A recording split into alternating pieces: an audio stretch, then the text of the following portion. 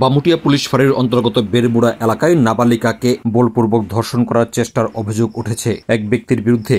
অভিযুক্ত ব্যক্তির নাম লিটন দেব রায়। এই বিষয়ে বামুটিয়া পুলিশ ফাঁড়িতে লিখিত অভিযোগ দায়ের করা হয়েছে নাবালিকার বাড়ির তরফে। অত্যন্ত ন্যাক্কারজনক এই ঘটনাটি সংঘটিত হয়েছে বৃহস্পতিবার রাতে।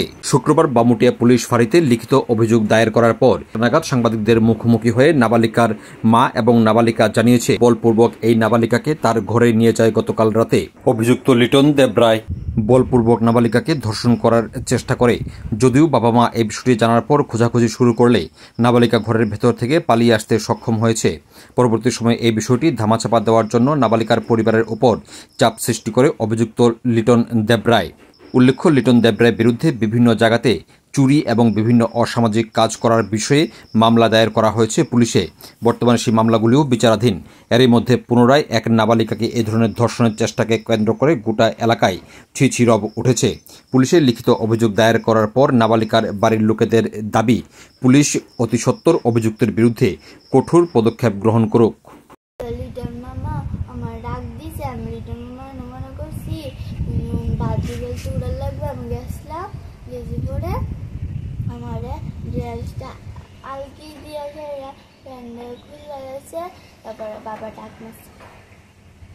তো তুমি কিচ্ছু করছো না? তুমি না করছো না? চিৎকার দিছো না? আমি বলছি মারে, কিন্তু আমি জুটতে কিন্তু সিলিয়ে আমাকে সিলিয়ে দিলে তোর মা কিন্তু তোরে মারবো। তারপরে আর কিছু করেছি না। তারপরে একটু ফাঁক পাইছিলাম, আমি দুধ দিতে আসলাম, ফুলে গেছিল।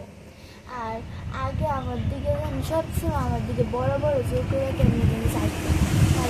তারপরে একদিন আমি বহা দিয়েছিলাম, মামা আমার দিকে আসলে যাও বলে গো। তারপরে মা আমারে তো বড় মানুষ তখন ভালো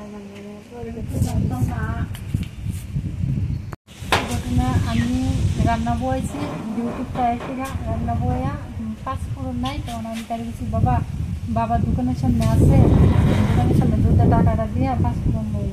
মানে দোকানের কাছেই মাঝখানে তারা কুড়াগরটা, আর দোকানটা কুড়াগরটা পার হয়ে যাওয়ার লাগবো। দালান একটা নতুন গরু গেছে আর কি, সরকারি গরু, এটার মধ্যে জিনিস টিনিস রাখছে। তখন তাই গেছে, যাওয়ার পরে 5 মিনিট হয়েছে গা, তার বাবা এসে এক রমা ডাকছি লাগে আমি তো তাই দোকানে বাড়াইছি, তোমার কাছে টাকাটা দিয়েই তো পাঁচফোড়ন, তো কোথায় তো গেছে না। তখন হেও ঘুরেছে কোন না, হেও খুঁজে পাইছে না। দোকানে গিয়ে গেছি, দাদা আপনারা দোকানে চিনি কর না। আরেকটা দোকানে গেছি, গিয়ে গেছি চিনি কর না।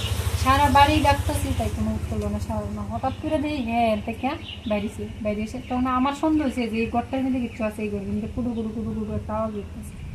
তখন আমি লিটন দামটা তাই আছে নিদিকে এনো না, এনো প্রকৃতা করতো, তাই তো জানি কোনো দিকে লুকাই দিচ্ছি।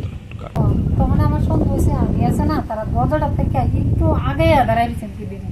হ্যাঁ, এক দরজাটা বাইরে গেছে মানে এমনিতেই তাই দুধটা বাইরে দিন দরজা গেছে দরজাটার সামনে। তখন আমি তারা গেছি, তুই ধমকি দিছি দিয়া তুই এনো কিতা করস ঘরে, কুয়া বকতে ঘরে লয়ে গেছি। প্রথম আমার কাছে মা আমার কয়েনটা হারাই গেছে, কয়েন হারাইলে কয়েন দি তোর হাতও কাটতেছে, আমার চোখের দিকে চাই দিছে। আমি তুই সত্যি কথা কর, তুই কই আসছিলি?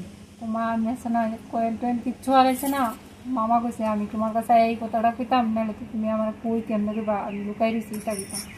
আমি তো তাহলে তোর হাতে কয়েনটা আছে, তাহলে কি টইছে আমি এদিক দিয়ে যাইতেছি নি। মামা আমার কইছে দীক্ষা যা কইয়া ডাক দিছে, ডাক দিয়া টান দিয়ে আমার রুমের ভিতরে ঢুয়ে গেছে। ঢুয়েছি না, আমার নাইটিটা একটা নাইটি পরানো আসলো, নাইটিটা আলগি দিয়া কেন আমার প্যান্টও দর তুলেছে। মা এমনি বাবা গিয়া একটা বাজ দিয়া কুসাম আছে, এই দিতন দেয় এনো কিতা করবো দেওয়া আমরা তাই আসেনি।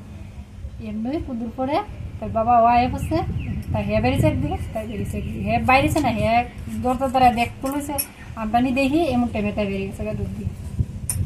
আপনারা এখন কি করেছেন, কি অভিযোগ করেছেন? মানে চাই কিতা জানেনি, হ্যাঁ আমার মেয়ের এমন করছে, অন্যদিন আরেকজনটা যে করবো না করবো কি বিশ্বাস আছে। তারপরে সকালবেলা আমরা গিয়েছি রাবিতেছে, দিদি আপনারা ইয়ে করেন না, যেটা হয়েছে বাগ্নি হিসাবে তো করতে পারি। বাগ্নি হিসাবে কি আপনারা এখন বাগ্নি হিসাবে কি আইনে কোক যে একটা মেয়ের জামাগুলি জ্বালাতে পারেনি কোনো মামা বাগ্নিরে, তাও রাত্রিবেলা ছোট্ট হইলে এক কথা। হ্যাঁ, বারবার আমার ফোন করেও এই কথা যেটা হয়েছে এটা আমরা নিজের মধ্যে সারলে, মানে আমি নিজের মধ্যে যে এটা সারুম, আমার মায়া যখন যে এমন হয়েছে আরেকদিন কি না হয়েছে বা আগেও কি না হয়েছে, তাই যদি আমার না কয় বা হেও আমার না কয়, তাহলে আমি চাই কিন্তু আইনের কাছে আমি এটাই চাই যে এটা বিচার হেরে আইনগতভাবে হেরে বিচার করাবো, হ্যাঁ যাতে ভবিষ্যতে আর কোনো মেয়ের দিকে না থাকে।